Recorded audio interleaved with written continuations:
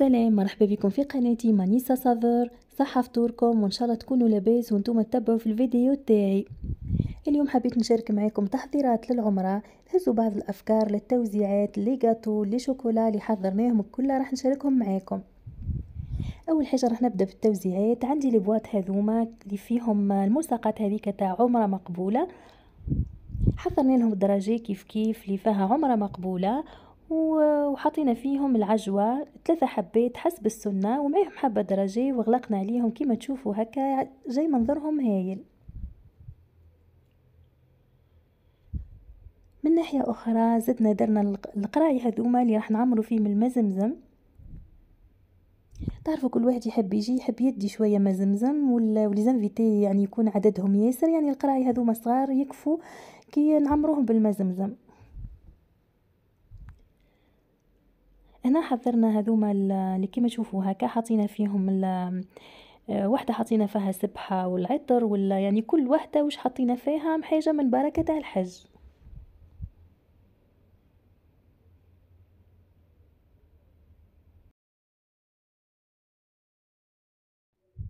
وكما تشوفوا هنا حطينا البخور. هنا كما تعرفوا بركة الحج الناس كل تحب البخور، يعني درناهم هكا باش يجوا منظرهم باهي. شوفوا لي هالقريعات هذوما محليهم، ريحتهم هايله. واحد العطر نسائي روعه اسمه مسك لاغوز، يعني اللي حيروح لمكه ماذا بكم توصوا عليه، ريحته روعه روعه.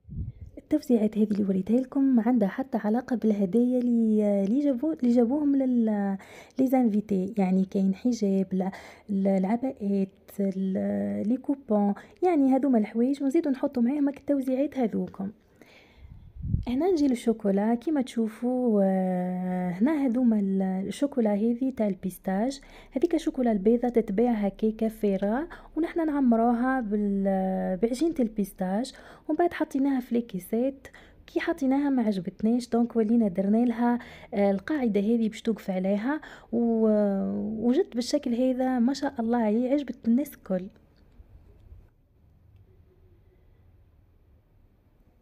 نجي للنوع الثاني تاع الشوكولا اللي هي خير اي نوع تاع شوكولا نديروه في المول تاع السيليكون. كما تعرفوا نحشو هذه الشوكولا درناها حشيناها بالمكسرات وبالكراميل، ومن بعد نديروا لها الريبون هذيك نحكموه بلاكول ونحطوا فوقها الموتيف تاع عمره مقبوله.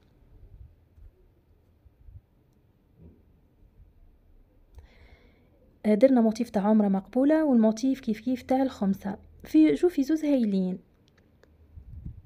كملنا لي شوكولا. هنا بدينا نخدمو في التمر المحشي. التمر المحشي الوصفه تاعو اللي درتها لكم قبل في القناه، درك تلقوها في صندوق الوصف. وهنا حطيناها في النخله هذه تاع النحاس كما شفتوا جا منظرها هايل. قبل ما نفوتوا لي غاتو نوريكم لي كونفيتور اللي حضرناهم، كونفيتور تاع السفرجل وكونفيتور تاع البيستاش.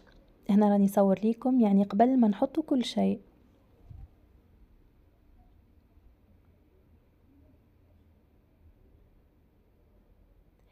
نجو لي غاتو اللي حضرناهم. اول حاجه بدينا بها هي القطايف. درتها هكا في لي مول هذوما الصغار اللي اقل من لي مول تاع لي تارتلات، وحطيناهم في لي زاسيات هذوما جوتابل باش يجوا ساهلين. تسحقوا الوصفه راح تلقوها كيف في صندوق الوصف. وهنا درنا غاتو تاع البيستاشيو اللي هو خارج جديد، يعني قداش من واحد ديرو جا هايل كيف شكله ما شاء الله كيما راكم تشوفوا. وحضرنا قرن غزال بالسكر والمقروض اللي هو سلطين المايدة، ما ننسوش ديما لازم حاضر. وحضرنا النوع هذا تاع الجاتو اللي هي لاباتا سوكر، درنا فيها فيدور هذيك وحليناهم مع بعضهم تحصلنا على الشكل هذا وقصيناهم على شكل سيور هكا ودرناهم في المخبز لصقناهم وجا المنظر هذا ما شاء الله. يعني كاين اللي درنا له الورده من الفوق وكاين اللي درنا له الورقه ومعاها ورده صغيره بيضاء.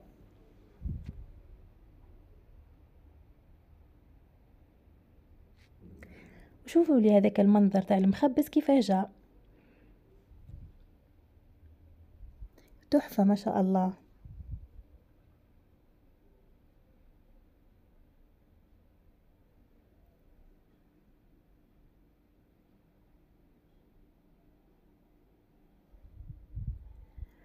وثاني درنا البقلاوة بريستيج اللي هي مزينة بالمكسرات، مخدومة بالمكسرات ومزينة بالمكسرات. وزيد نعطيكم فكرة على السيرفيس تاع المزمزم، هذا حضرناه هنا وهذا جانا من العمرة. ودرنا كيف كيف التاي، ودرنا الجو هنا راني صورت لكم كيما قلت لكم قبل ما نحطه باش تهزوا الافكار برك. وهنا التاي درنا معاه المكسرات هذه.